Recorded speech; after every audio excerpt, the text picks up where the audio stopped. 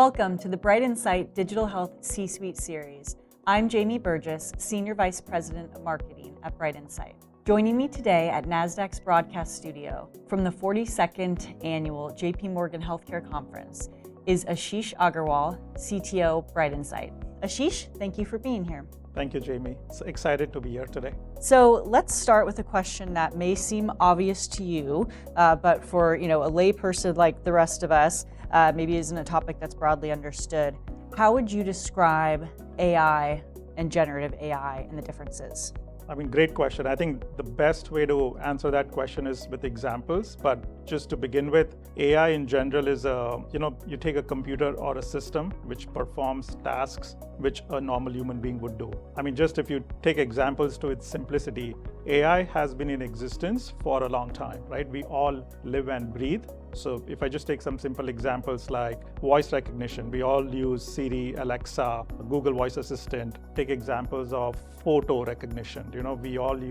We used to have like 5-10 years of photos on our phone, and recently, or like it's been some years, that you could actually search for like Jamie or Ashish or a category of a kid or a car, and it'll give you the right results, right? So those are like in simplistic terms, good examples. Then if you advance to different things like it has a lot of data now. The concept of the system able to consume data and try to make sense of it, analyze it, predict it, and even action on it is increasing day by day, right? A simple example, again, shopping recommendations that you do, like that you get based on your patterns, or you sit on your car around the time that you go to work, and all of a sudden there's a message on your phone, hey, 30 minutes to get to work at this address, or in the evening, 10 minutes to go to your kid's school to pick your kid at this address. So, these are all like advancements in the AI that we've been living. And then, there are advanced ones that now you self-driving cars, Tesla and a bunch of other companies, they don't record top lights, right? They basically take a lot of data, sensor, identify objects, and create an environment that they can figure out in what environment they are and what's the next best action to take. So I think there has been this advancement in AI over the last, now moving on to generative AI, over the last year, and I know this has been in the making for the last 2 to 5 years, but over the last year, it has completely taken a different paradigm, right? So as the word suggests, generative AI difference is creating new content. So AI was intelligent, but now, you used to have your autofills, like when you are composing an email or using a message on your phone. So it's prompting you, but now it's taken to a different dimension as to not just completing those words, but also producing like literally a new blog post for you, for example, in marketing, or audio for you, a new video for you, new images for you. So it's making its headway into, because of text, into any profession that a normal person conducts,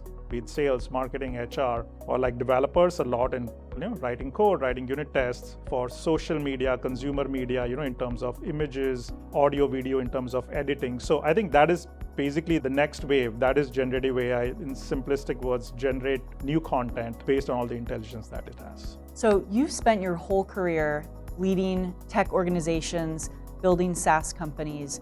Outside of healthcare, can be in healthcare. What is the most interesting example you've seen of generative AI applied today? Yeah, if I reflect back on my career and the companies that I've worked with, I've seen tremendous progress in the applications, right from client server to smartphones to applications in the cloud. They have all gotten refined as, 5 years, 10 years, 15 years have passed by. Generative AI, obviously with the great companies like, OpenAI, Google, now even like Facebook has released its open source large language models like Llama, and, Mistral AI has released Mistral 7B. This is enabling these applications to a completely new dimension, right? The end users, they benefit from the application, right? But obviously the intelligence comes from the platform. I guess to begin with, all the content management companies, right? So if you see Box, you see Coda, you see Confluence, Atlassian, like any Documentum, OpenText, any content companies have evolved now significantly all their use cases. And the power is now you can search in any document and in any series of documents, any specific things that you need. For example, in legal contracts, you want to see what is the effective date, expiry date, who is involved, who are the people. You don't have to skim through it. So I think that's a very strong use case in my mind. Also, these content companies have enabled now, you want to create a meeting,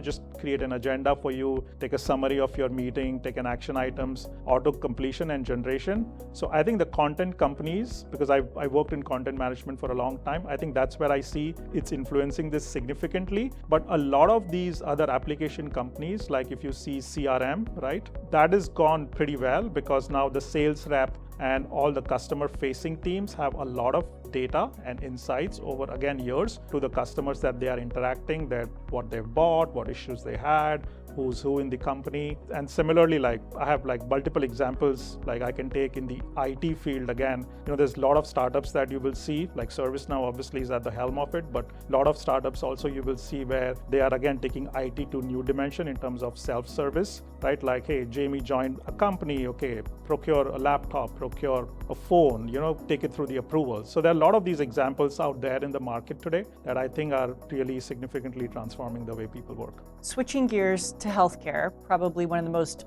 deserving industries and maybe one of the ones that's a bit lagging in terms of adopting this technology.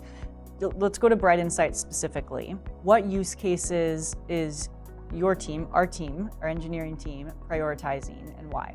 I think at BrightInsight, we look at generative AI in two ways. One is how we can use internally in our day-to-day work, in our case, in our R&D organization, and then obviously how can we embed this technology in our products.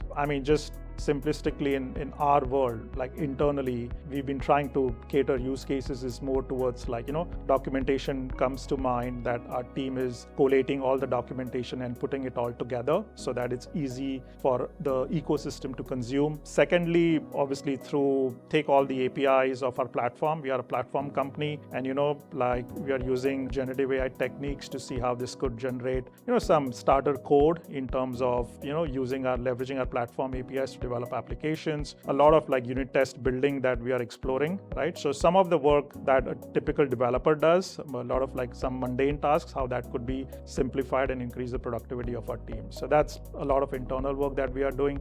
From a product perspective, we've been thinking about how to enrich our patient experience. So personalization of our patients and enriching their experience using our products. Some use cases simplistically are around education, right? Like for example, a patient is having a particular problem, is on a therapy, is going through a medication. Give them information, the accurate information based on what stage they are, what they are feeling. Have the ability in the application to have a good Q&A for the patient. So I think that's one. General summarization of if the patient wants to know what's going on with them over the last 30 days, and the summarization comes at the cross intersection over the medication of the patients, the observation of the patients, the condition of the patients. So I think that's a use case we are tallying with. I think the other ones would be communication, helping write simplistic messages and interaction with the physician. So I think a lot of these use cases. Another one is reminders in terms of, okay, if I had set reminders over a particular, over the last 30 days, what was my adherence in terms of taking medications against those reminders? So there's a lot of use cases we are still combing through, but just to name a few, everything that enhances patient experiences. And then obviously, a physician is the other persona that we tie. So obviously the biggest is the knowledge worker, how to simplify their life. Now, that's a very prominent one. All the healthcare companies are targeting. So we are also targeting how to make life easier for the physicians. Double clicking on the patient, I think you shared maybe offline in one of our meetings, the ability for patients to speak into their phone with their drug companion app or something like that, and have maybe it's their symptoms or their notes or their thoughts for when they do have their clinician visits. Is that something that's possible? That is possible, totally, yes. I think anything to do with what is going on with the patient, right? Because even today, when you think about, okay, I went for a run, how did I do over the last few days? When did I miss? So all of those things that is gone, again, like I said, at the intersection of the patient's conditions, symptoms, how they were feeling, right, based on what they entered, when and which point during the week. I think all that data can be combed through and, could help in effective communication of the patient with the physician so they don't have to remember anything. Definitely a big opportunity in enhancing those patient-provider communications, it Yes. sounds like. Great. And how is your team working with the BrightInsight ecosystem? So you know this, but just for the listeners, the BrightInsight ecosystem is a group of partners from life sciences companies to tech to investors that are all kind of coming together to really revolutionize patient care and outcomes with digital. So how are you tapping into some of those partners from an R&D standpoint? I mean, look, we continue to work with our customers, our ecosystem partners, a lot of forward-looking folks over there. Ecosystem partners could be our cloud providers, right? Take any of the big three cloud providers. So we work with them as an example in terms of, we integrate nicely with, say, Google Vertex, which is their ML ecosystem, and, kind of how the data story can flow pretty well. So we do that. Another one that we are working with is Vobot, right, which is kind of a pioneer in mental health, right? They've produced really great results with their CBT algorithms and thoughts. So I think it's very important, because our patients, like as an example, when you have to continuously take subcutaneous injections, there is a build-up anxiety and stress. So, it's a good flavor and really useful aid for patients to use that. So I think Vobot solves that. So, we would be integrating that in our disease management solution. I think those are like, couple 3 use cases that we are thinking through, and obviously more to come, more working with our customers as we build different LLMs with them.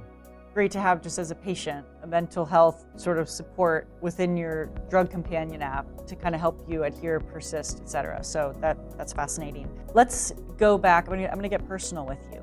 How do you use Gen AI in your daily life? Okay, funny you ask that, Jamie. As a matter of fact, we were buying a TV last year. Q4 is a time when you buy some things, and obviously I'm finding it's helping converse with my wife in terms of when we had like, okay, A opinion and B opinion. We actually literally used, let's see what does the research on ChatGPT shows. So we did use that as a simplistic example because it was pretty funny, because it was also exploring the technology as well as trying to get opinion. And I think started to use it when, when we go on vacations, it's helping find things, like places or restaurants Itineraries. that you want to plan your itinerary. Like you could, because, my wife is really like, you have to, if you're going for 10 days, point A to point B, how our 10 days are split up. So it could like split up an itinerary and also suggest. We evaluated that making cocktails, like, sometimes recipes. Love these ideas. We've used, and it's my kid, when I'm putting him to bed, it's like, okay, what stories do you come up with like every night or other night? So I think, it's been helpful, like, you don't think about it, but like now you ask me, like some of these things we've started to use, right? Even at work, like, writing a job description for a role that we were just trying to fill for a data engineer. I think it's good to start ideating with it, and then you can build upon it. So yeah, I'm sure there's more, but those few just come to my mind. Amazing. You're going to be my generative AI life coach from here on forward. Oh, love it. Ashish, Love thank you it. for being here. Thank you so much, Jamie. It was great chatting with you.